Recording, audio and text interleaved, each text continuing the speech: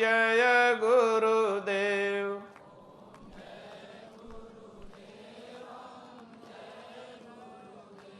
ओम जय सिया राम, जय जय सिया राम।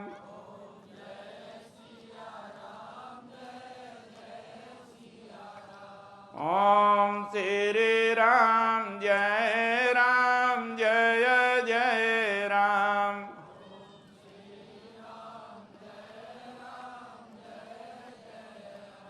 जय जय विघ्न हरण हनुमान।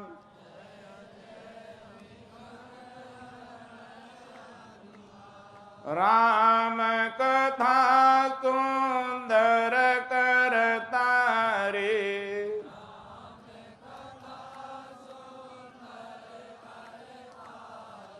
संशय विहंग उड़ावन हारे।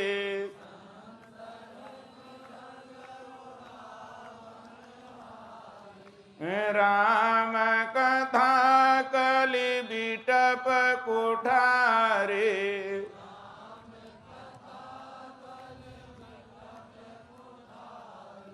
सादर सुन गिरिराज कुमारे।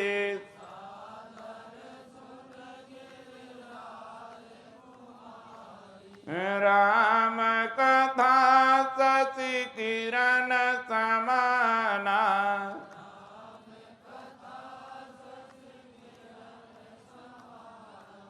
शांत चकोर करहि जहि पाना।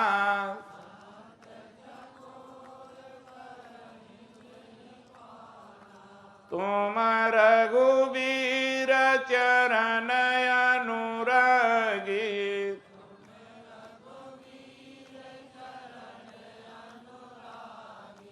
कीनहु प्रश्न जगत हित नागे।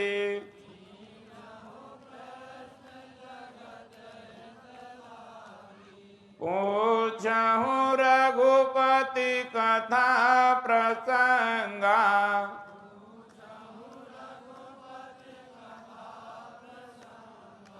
सकल लोक जग पावनी गंगा।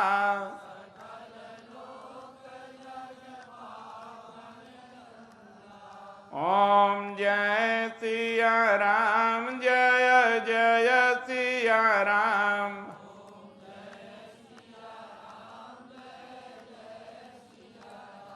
ओम जय गुरुदेव, जय गुरुदेव।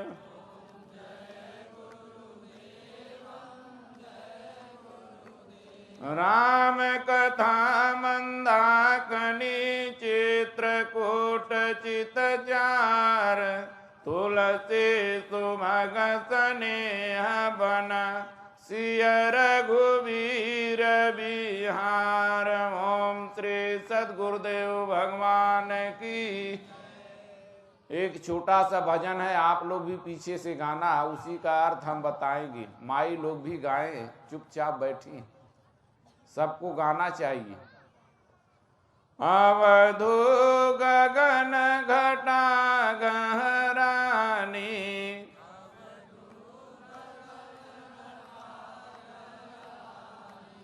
अवधू गगन घटा गहरानी।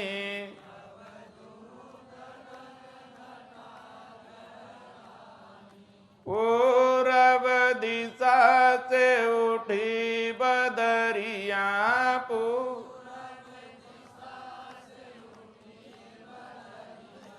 बरसे रिम झिम पानी।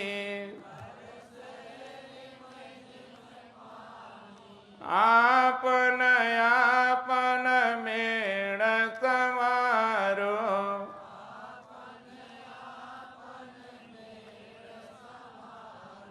बहने न पावे पानी।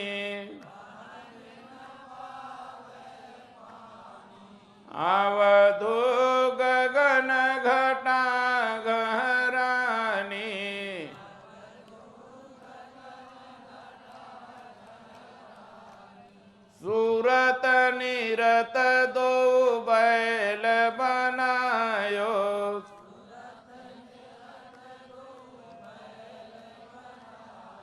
ज्योत कियो निर्वाणी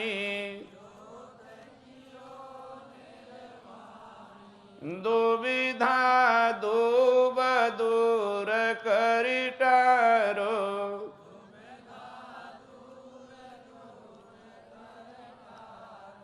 बो नाम निज धानी अवधु गगन घटा गहरानी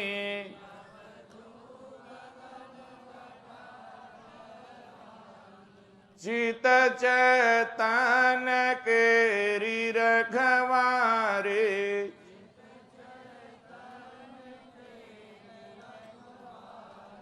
चुगन जाई मृगानी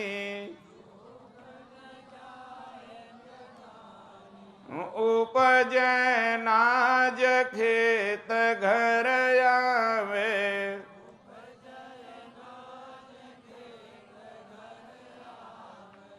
आनंद मगन किसानी पांच सखी मिलित पयर सोई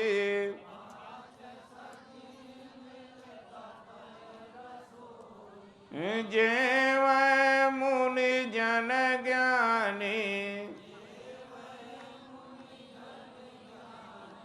कहत कबीर सुनो भाई साधु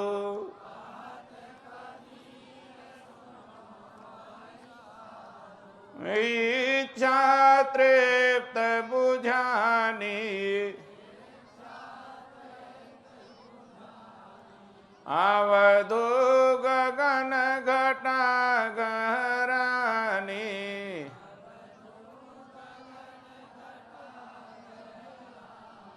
ओम श्री सद्गुरुदेव भगवान की।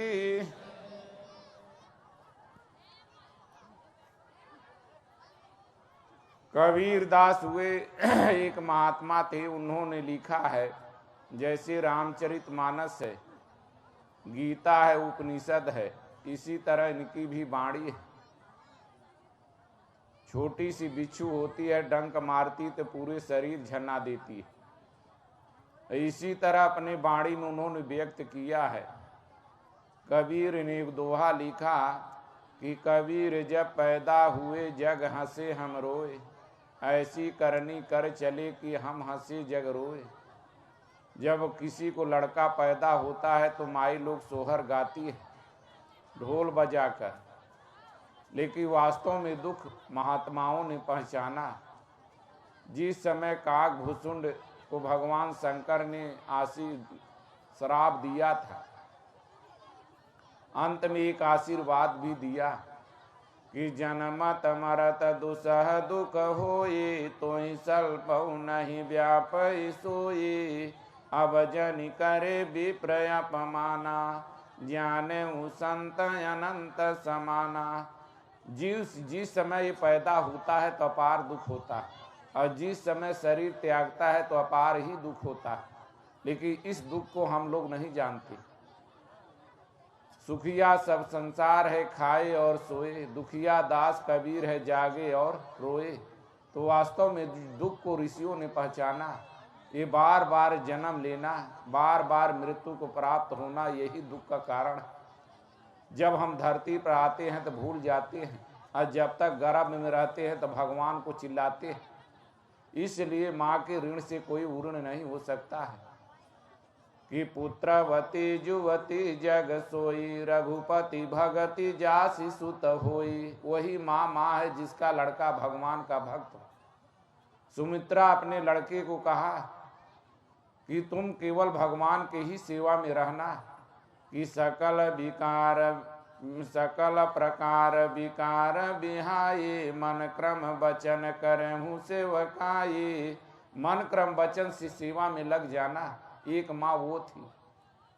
तो वास्तव में एक माँ थी गोपी चंद की, जो अपने इकलौते लड़के को साधु बना दिया। वो राज के उत्तराधिकारी थे। जब शिकार करके आए, महलों में 1600 दासी रानी मिलकर उनको स्नान करा रही थी। माँ खिड़की से देखा तो रोने लगी। गोपी चंद की दृष्टि गई माँ के ऊपर, जाकर पूछे कि कोई दुख? कहें बेटा कोई दुख नहीं। कहें कोई रानी तुमको कुछ कहा? कहें कोई नहीं। कहें रो क्यों रही है? कहें तुम्हारी कंचन जैसी काया को देख कर रो रही हो। कहें इसका प्रयोग क्या है? कहें बेटा साधु बन जा, भगवान की भक्ति में। ये बार बार जन्म होता है, बार बार मिट्टी में चली जाती, मृत्यु को प्राप्त होता है, तू संत बन जा। जब संत बने तो माँ ने 5 उपदेश दिया कि किले में रहना, मोहन भोग खाना, मच्छरदानी लगाकर सोना, नया परिवार बसाना।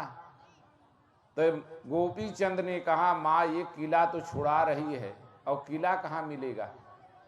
कहें बेटा तुम जवान साधु हो, सदैव अपने हृदय रूपी किले में रहना।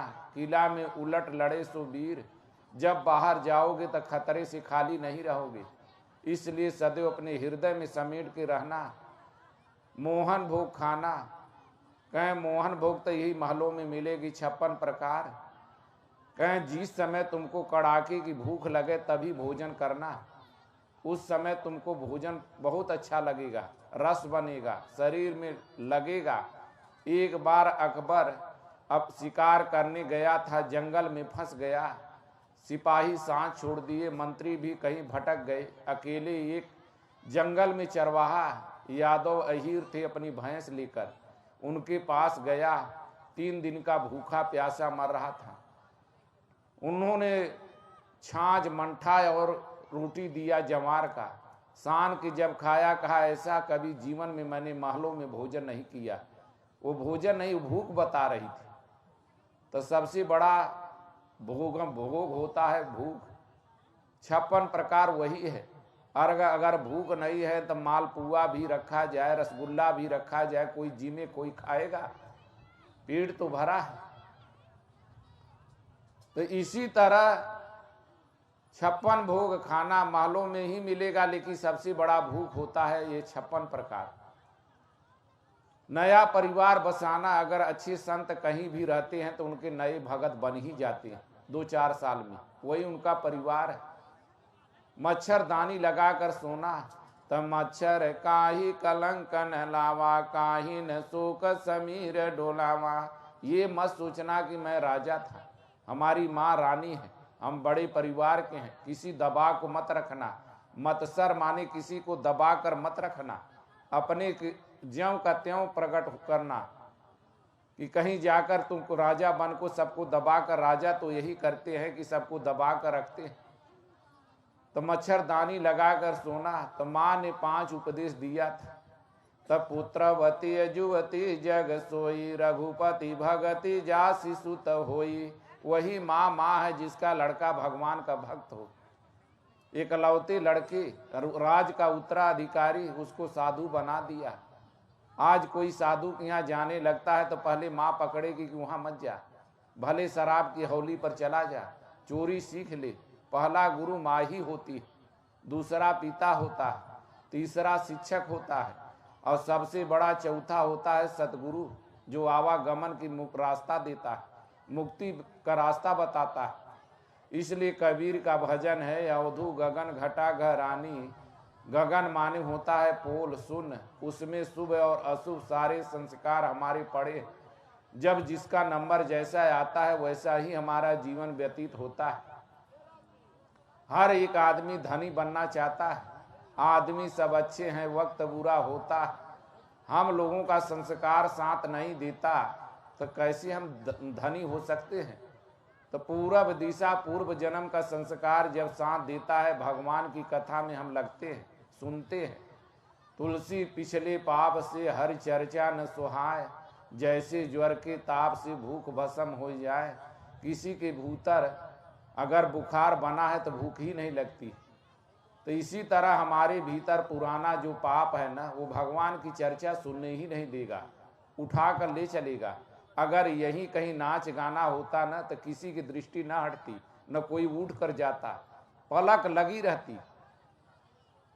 वो पतन की तरफ हमको जाने का रास्ता है। लेकिन भगवान की चर्चा कोई बिरला ही सुनता है, जिसकी पूंजी पुरानी साथ देती है।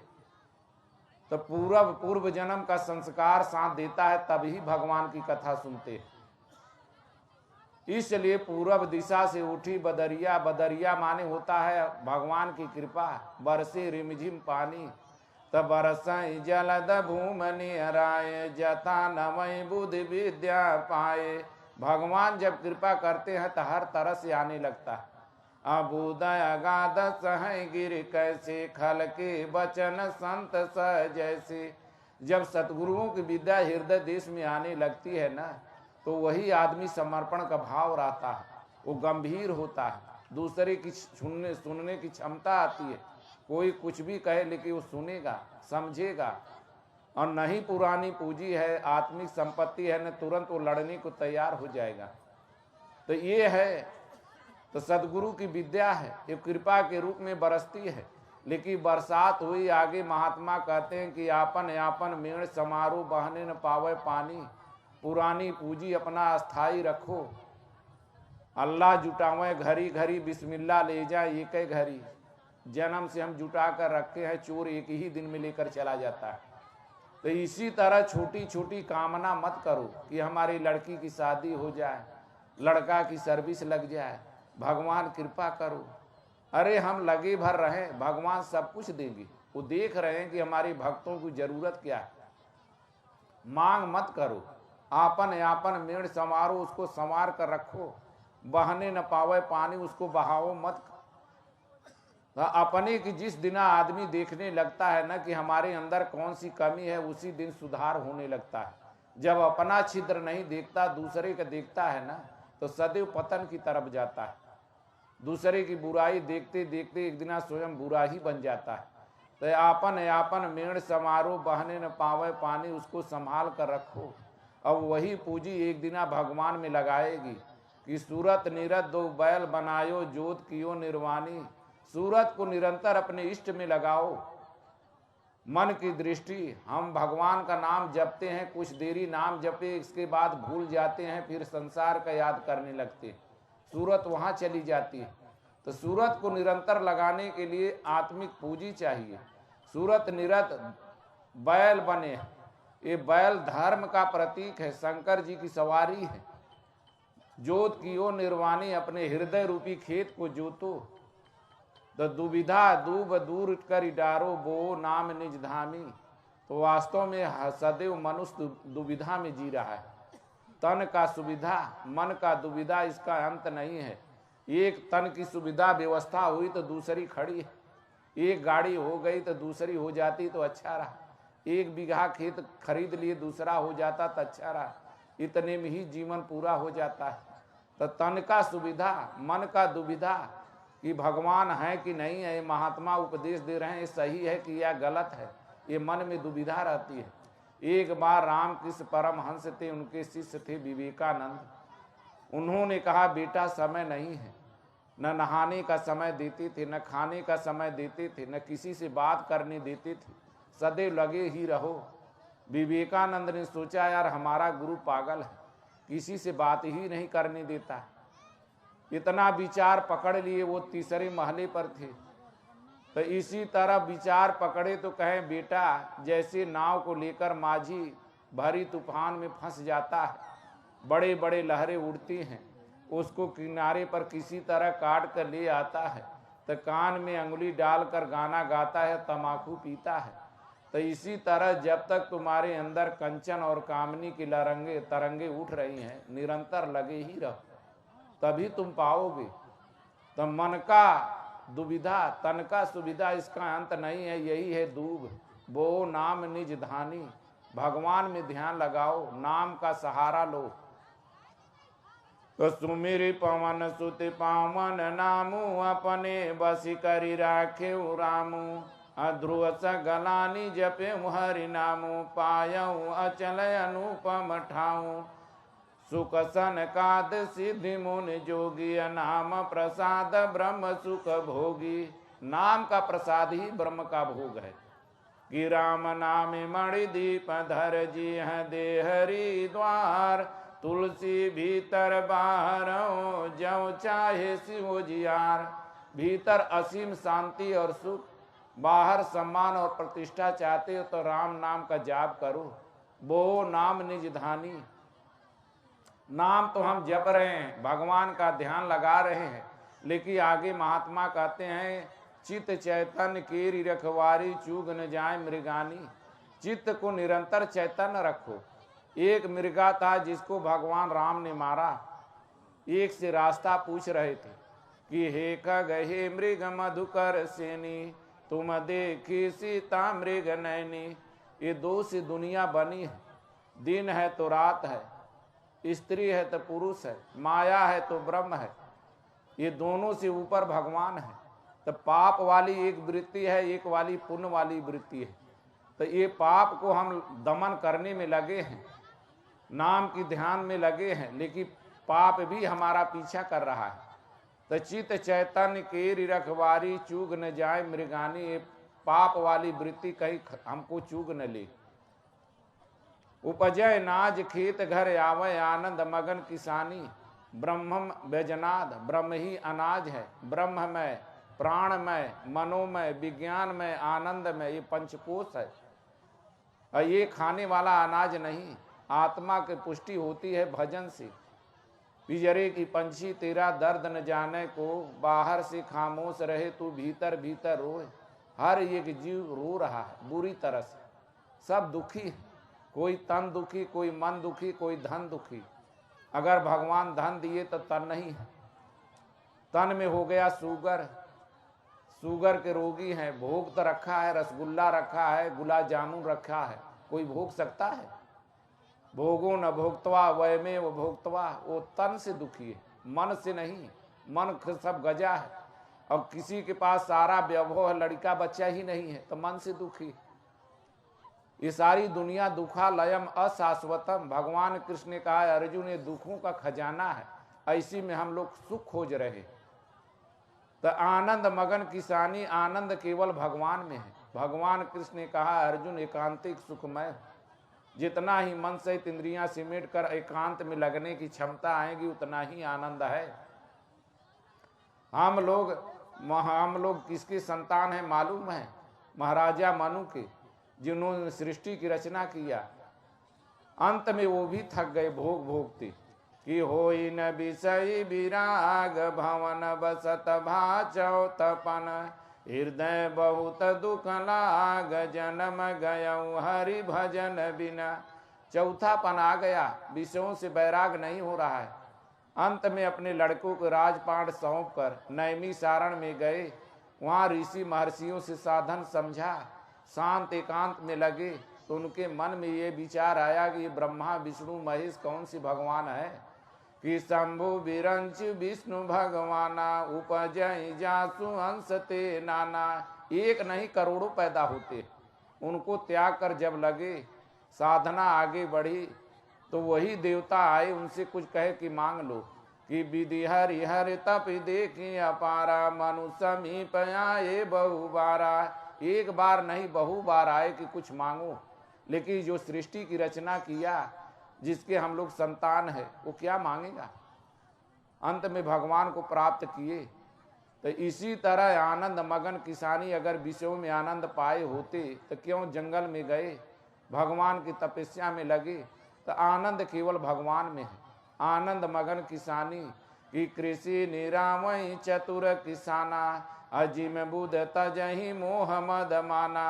चतुर किसान वही है जो अपने भीतर से अहंकार, घमंड, मद, मान इसको निकाल कर फेंक दे और वहाँ भगवान की विवेक, बैराग, सम, दम इसको रखे। तो आनंद मगन किसानी। 5 सखी मिल तपें रसोई जीवय मुनिजन ज्ञानी। ये 5 ज्ञान इंद्रियां जो है ना, ये सखी हो जाती हैं। रूप, रस, गंध, स्पर्श, शब्द। पहले ये शत्रु के रूप में व्यवहार करती है और जब ये जीत ली जाती है तो यही सखी के भाव हो जाती है। तुलसीदास ने कहा कि श्रवण और कथा नहीं सुनियो, रसना और न गई हो, रोकिहो नयन बिलोकत ही के शीस ईस ही नहीं हो, जान की जीवन की बलि जई हो। आंख से दूसरा रूप नहीं देखूंगा, कान से दूसरा शब्द नहीं सुनूंगा, और जब भी अपने देखूंगा तो सदैव अपने इष्ट का ही स्वरूप देखूंगा। वो इंद्रियों पर विजय पा गए और पहले वही इंद्रियों के दास थे। स्त्री के पास गए, आधी रात में शराब पकड़कर आंगन में कूदे। उसने पूछा आए कैसे? कहें आपके वियोग में। कहें अरे पगले, जितना ये हाड़ मांस में लगाव रखा है, इसका अगर 1/3 भगवान में लगाता तेरा बेड़ा पार हो जाता। शब्द मारा गिर पड़ा, शब्द छोड़ा राज, और जिन जिन शब्द विवेकिया तिनके सरीगे काज। तुलसीदास को शब्द घाव कर गया, उसी समय घर छोड़ दिए। भगवान के बीरा में लगे तड़फन के साथ एक ऐसी स्थिति आई कि वो सर्वत्र भगवान को ही देखा कि सिया राम मैं सब जग जाने, करहूँ प्रणाम जोर जुग पानी। पहले क्यों नहीं लिखा? पहले तो वही स्त्री दिखाई दे रही थी, मुर्दा को पकड़कर जमुना को पार किया, ये नहीं दिखा, दुर्गंध भी नहीं उनको आ रही थी। तो इसी तरह आदमी सब अच्छे हैं, वक्त बुरा होता है, हम लोग सब भगवान के राही हैं, लेकिन विषयों में फंसे हैं। तो 5 सखी मिल तपय रसोई, जेवै मुनिजन ज्ञानी। 5 ज्ञान इंद्रियां सखी हो जाती है तभी भजन होता है। अध्यात्म ज्ञान नित्यतम तत्व ज्ञानार्थ दर्शनम, एतज ज्ञान मिति प्रोक्तम अज्ञानम यदतो न था। जो आत्मा के अधिपत्य में निरंतर है वही है ज्ञानी। ये नहीं कि 4 श्लोक याद कर लिए, चाठे चौपाई तो हम ज्ञानी हो गए। जो सदैव आत्मा के अधिपत्य में स्थिर है।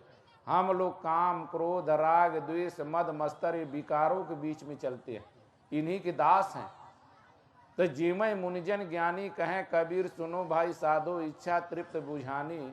ऐसे महात्माओं की इच्छाएं सदा सदा के लिए शांत हो जाती हैं, वही भगवान के स्वरूप है। भगवान बुद्ध ने कहा अपनी इच्छाओं को अल्प रखो, अगर सुखी होना चाहते हो तब।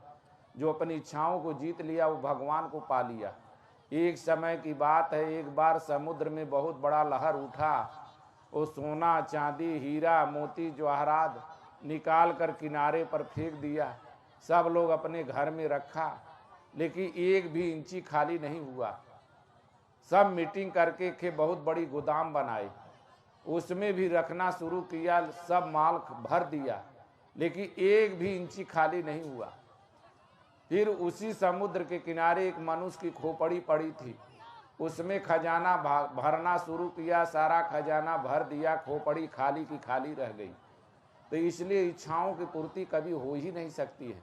अभी प्रधानमंत्री से पूछो कि अमेरिका के राष्ट्रपति बनोगे, वो लंबा देश है, भारी देश है, इसको छोड़कर वो पद लेंगे कि ये बड़ा है। ये इच्छाओं के दास है। तो इच्छा काया इच्छा माया, इच्छा जग उपजाया। कह कबीर जो इच्छा वर्जित ताकर पार न पाया। अपनी इच्छाओं को अल्प रखो अगर सुखी होना चाहते हो तब। तो इसलिए कबीर ने कहा, कहे कबीर सुनो भाई साधो, इच्छा तृप्त बुझानी। अपनी इच्छाओं को दास रहोगे तो दुखी रहोगे। तो इसलिए ये साधना परख है। एक समय की बात है, एक बार हनुमान जी महाराज राम लक्ष्मण सीता जी जा रहे थे, रास्ते में अंजना जिनकी कुटी पड़ी। तो हनुमान जी महाराज कहे, महाराज भगवान हमारे माँ को दर्शन देते चलिए। कहे ठीक है चलो। गए वहाँ तो झाड़ू लगाकर पहले आसन लगाया अंजना ने। कहे आओ अकल के मारन बैठ जाओ राम को, तो बैठ गए। दूसरा नंबर आया, कहे आओ सीता जी का, कहे आओ दोनों कुलनासी तुम भी बैठ जाओ, वो भी बैठ गई। तीसरा नंबर आया लक्ष्मण जी का, कहे आओ बचन के हारे तुम भी बैठ जा, वो भी बैठ गए। चौथा नंबर आया हनुमान जी का, कहे आओ दूध के लजावन तुम भी बैठ जा, वो भी बैठ गए। चारों आदमी का नाम का परिवर्तन, चारों आश्चर्यचकित हो गए। भगवान राम ने पूछा, ये माँ नाम का परिवर्तन क्यों? कहे त्रिलोक की रचना तूने किया, कभी अपनी सृष्टि में सोने का मृग रचा? कहे नहीं। कहे उसके पीछे भाग क्यों रहा था? अकल मारी गई थी कि नहीं? तो इसी तरह दूसरा नंबर आ गया सीता जी का। कहे हम कैसे दोनों को लासी? कहे जिस समय तुम अयोध्या में प्रवेश किया, भगवान राम को राज मिलने वाला था, वनवास मिल गया, माताएं सारी विधवा हो गई, प्रजा दुखी है, उनको राज मिलने वाला था, ये स्थिति आ गई। और तुमको रावण ले गया तो राम विमुख यस हाल तुम्हारा, रहा न के उकुल रोहन निहारा। रावण कभी नाश किया, अयोध्या कभी नाश किया, इसलिए दोनों कुल नासी है। लक्ष्मण जी का नंबर आया, कहें हम कैसे बचन के हारे। कहें भगवान राम ने तुमको आदेश दिया था कि सीता केरी करम रखवारे, बुध विवेक बल समय विचारी। सीता जी ने कुछ खरी खोटी कहा तो टिन्ना के चल दिया ठकुराई स्वभाव में। रक्षा किया, वचन का हार है कि नहीं, वचन को अपने हार गया। तो हनुमान जी का नंबर आया तो कहें हम कैसे दूध के लजावन।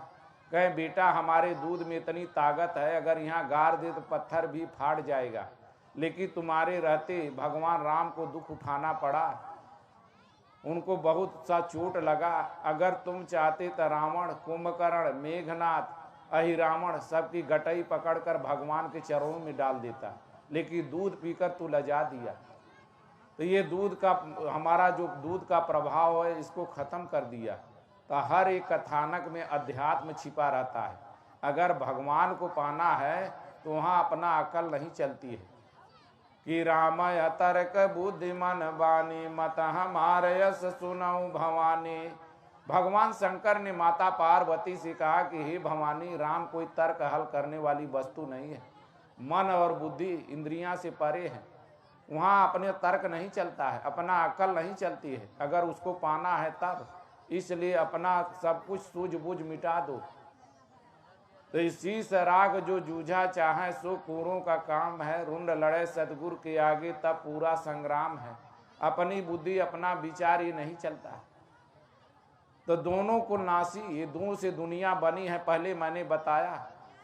तो स्त्री है, पुरुष है, माया है, ब्रह्म है, दिन है, रात है, सुख है, दुख है, हानि है, लाभ है, दोनों से परे भगवान है। ये दोनों को नाश करना पड़ेगा। सीता जी का जन्म कैसे हुआ है मालूम है? किसी पिंड से नहीं पैदा हुई, किसी माँ के गर्भ से नहीं निकली, वो धरती से पैदा हुई थी। जब राजा जनक और उनकी रानी हल चलाए तो वहीं घड़ा में से निकली, अंत में धरती में ही समा गई। तो धड़ धरती का एक लेखा, जस बाहर तस भीतर देखा। ये 5 तत्व से शरीर बनी है, चित जल पावक गगन समीर, ये 5 ही तत्व से ये धरती भी है। हम राजस्थान में रहते हैं, वहाँ पानी नहीं है, वहाँ कुछ होता ही नहीं, एक तत्व कमजोर है। तो इसी तरह किसी बीमारी होती है तो पहले डॉक्टर हम लोगों को भीतर पानी चढ़ाता है, फिर इलाज होता है। तो ये 5 तत्व से धरती बनी है। तो धड़ धरती का एक ही लेखा, अजस बाहर तस भीतर, अपने भीतर देखो। अगर शांति पाना चाहते हो तो अपने भीतर देखो। दोनों को नासी, पाप और पुण्य दोनों शांत हो जाए तब शाश्वत शांति मिलेगी। ये नहीं कि हम पुण्य में चल रहे, मौज मस्ती है, सब भगवान कृपा किए हैं, अच्छा व्यवस्था चल रही है, खाने पीने, बाल बच्चे, हमारा मान सम्मान है, प्रतिष्ठा है, किसी जन्म का पुण्य साथ दे रहा है, उसी के वजह से है। और जब वो खत्म हो जाएगा, बासी भोजन खा लोगे ना, फिर आ जाओगे फुटपाथ पर। इसलिए पाप पुण्य का जोड़ा है। तो दोनों शांत हो जाए तब शाश्वत शांति मिलेगी, जिसका नाम है सीता। विवेक है लक्ष्मण। अगर शांति की रक्षा तभी हो सकती है जब हमारे हृदय में विवेक हो कि धीरज धर्म मित्र अरुणारी, आपत काल परखियाई चारी। आदमी कोई दुख पड़ता है तो धैर्य खो देता है, धीरज धर्म मित्र सब ये शत्रु हो जाते हैं, आपत्ति काल में सब धोखा दे देते हैं।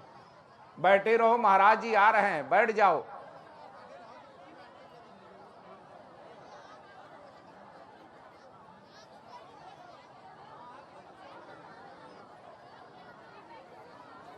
सब लोग बैठ जाओ।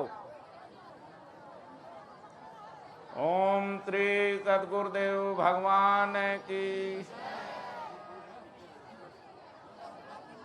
इसलिए बैठ जाओ माई लोग।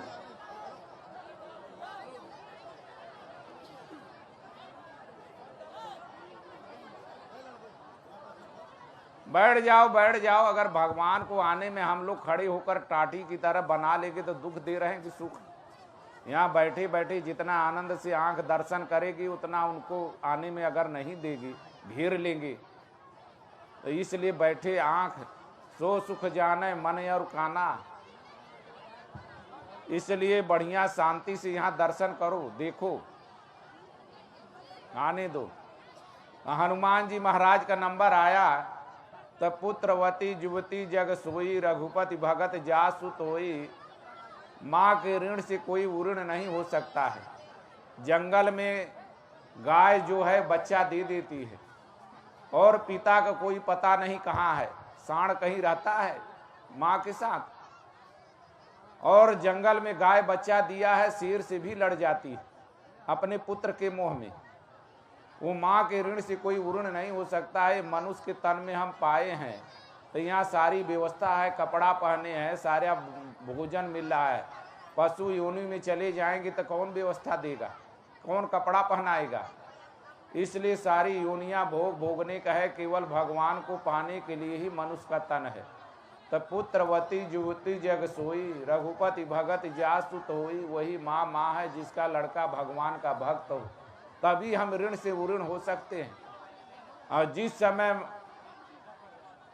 माँ के ऋण से तभी ऋण हो सकता है जब हमारा जन्म न हो। तो वही मृत्यु सरानी है जिसका जन्म न हो, और वही जन्म सरानी जिसकी मृत्यु न हो। और कहीं न कहीं जन्म होगा तो कहीं माँ बनेगी, चाहे पशु योनि में चले जाओ और चाहे मनुष्य की योनि में रहो, माँ तो बनना है। तो माँ के ऋण से हम तभी ऋण हो कि हमारा जन्म न हो। इसलिए सबको चाहिए भगवान का सुमिरन करो, बैठे रहो। महाराज जी आ रहे हैं, सबको दर्शन दे के बैठ जाओ, शांति से बैठे रहो।